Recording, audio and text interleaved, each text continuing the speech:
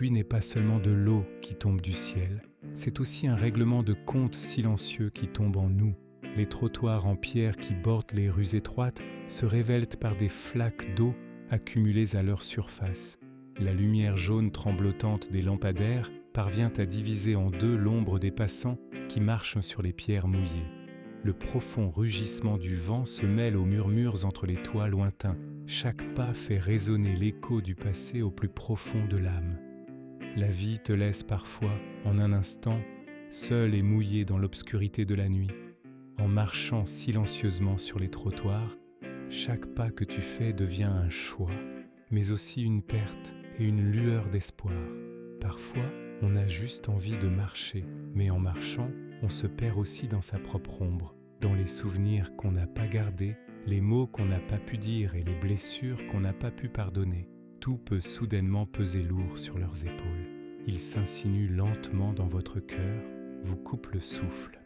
Le vent qui souffle dans les ruelles, la lumière qui filtre doucement à travers les vitres, et le ronronnement d'un chat entendu au loin rappellent à quelqu'un qui est seul dans la ville son existence. On hésite parfois et on commence à réaliser, cette ville n'est pas seule.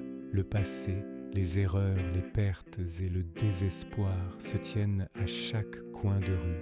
Mais la même ville porte aussi silencieusement l'espoir, peut-être un cahier oublié au coin d'une rue, peut-être la mélodie qui s'élève dans les notes d'une vieille chanson. Cette histoire, c'est l'histoire d'une ombre marchant sous la pluie. Il raconte les amours perdus, les mots non dits, les regrets que nous gardons au fond de nous et l'espoir inattendu même dans les moments les plus sombres. À chaque ligne, tu seras confronté à un peu de toi-même, à tes propres souvenirs, à tes propres choix et à ton propre cœur. Parfois, tes yeux se rempliront de larmes. Parfois, un sourire inattendu apparaîtra sur tes lèvres et parfois, tu sentiras ton souffle coupé. Mais n'oublie jamais ceci, chaque larme qui coule de tes yeux te rappellera ce que tu as perdu dans le passé, tout en traçant un nouveau chemin pour toi. Si tu es prêt, pas à pas, au rythme des gouttes qui coulent du ciel, nous nous préparons à suivre notre propre ombre. Les pierres mouillées qui brillent au clair des lampadaires suffiront à te refléter ton histoire. Le hurlement du vent chuchote les voix intérieures vers l'extérieur. Et toi, à chaque pas, tu te rapprocheras un peu plus de toi-même, un peu plus de la vie. Il était minuit et la ville reprenait vie au rythme des coups silencieux mais constants de la pluie. Les lumières jaunes des lampadaires brillant dans les rues suffisaient à scintiller sur les trottoirs mouillés comme un miroir. L'air extérieur, se mêlant à l'obscurité du ciel, suffisait à faire perdre l'âme de l'homme et à l'attirer en lui. Il n'y avait pas de parapluie. La plupart des gens avaient renoncé à essayer d'échapper à la pluie qui tombait. Les pierres mouillées laissaient à chaque pas comme un petit écho, unissant toutes les émotions qu'elle portait dans son cœur à sa voix.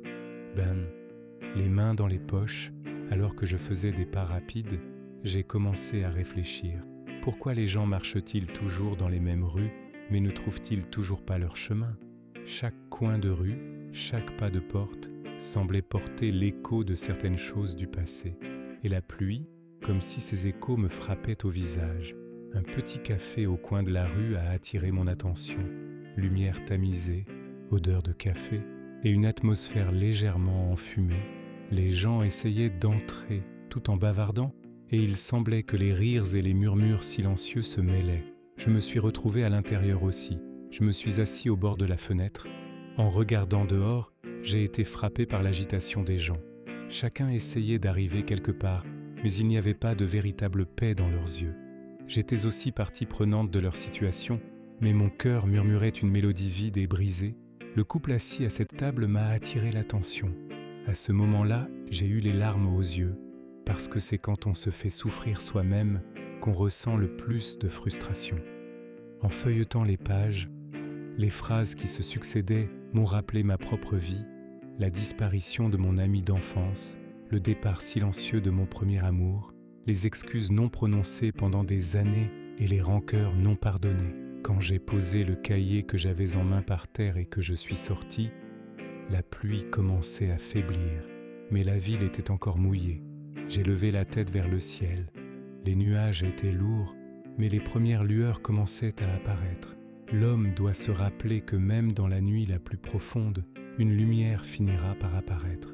J'ai continué à marcher silencieusement. Les rues étaient plus silencieuses que moi, mais à chaque coin de rue, elles murmuraient une histoire.